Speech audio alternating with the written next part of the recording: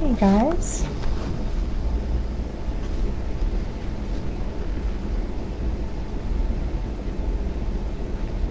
Alright, just a quick little look here. Sorry about that, I started the last video right as we entered Maghrib, our 8 o'clock prayer. So of course we have to tend to our prayer schedule. Alright, but I just wanted to show you where we're at. Where we left off here was right after Joash's death. We have his son Amaziah. Let me put my mouse over here so you see. Amaziah on Judah's side, right? Joash was a very wise king.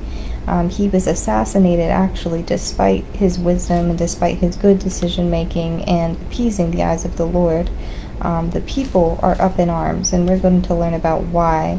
Really, because there's a lot of struggle going on around Israel's side, and because Judah and Israel are so closely intertwined, a lot of this struggle and strife is now leaching over to Judah's side, actually, as we will learn.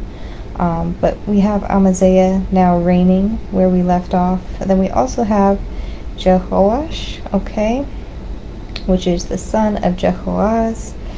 And Jehoaz, yeah, just forgive me on the pronunciation on that one, but we have Jehoash here reigning Israel, son of Jehoahaz, okay? And of course we have the Aram nation, which they are still fighting. We have Jehoash actually defeating Aram. We have Hazael, who is dead now, and then we have his son Ben-Hadad, who is fighting Jehoash. And keep in mind these arrows, okay? For the first time in a long time, we actually see Amaziah calling Israel into battle.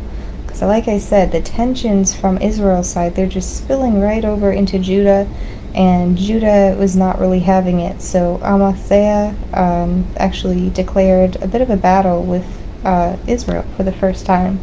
So these arrows are actually going to be symbolic in our next reading, so stay tuned. But again, it's just showing the connection of, who's reigning with who and who's attacking who.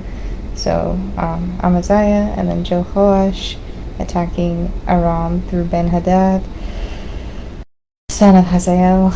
The names, you guys, they're just one of those similar names.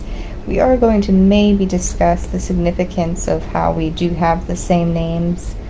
Soon we will learn about Jehoash's son, Jeroboam, which is actually Jeroboam the second. If you remember him from all the way up top here, when we first discussed the king of Israel, right? So, is it a reincarnation? We kind of have to think about things like that when we have the exact same names, or even similar names. Not all the time, right? But sometimes in these line of kings, the bloodline is so strong, we could think that they could come back, but of course it could just be the genetic and bloodline that's coming through there. And of course you want to maintain the name for consistency and cohesiveness. But anyways, confusing, I know, but this is where we're at, okay? Joash's son Amaziah, and then under Jehoash we have also Jeroboam II. We'll talk about all these people tomorrow. And then of course lastly Zechariah and Azariah. All of these people will be discussed tomorrow, so stay tuned. Thanks for listening, guys. I know it's a lot, but if you can't visualize it, it's very, very hard to keep track. So I commend you for taking a look. Alright, good night, good night, good night. Talk to you later. Bye.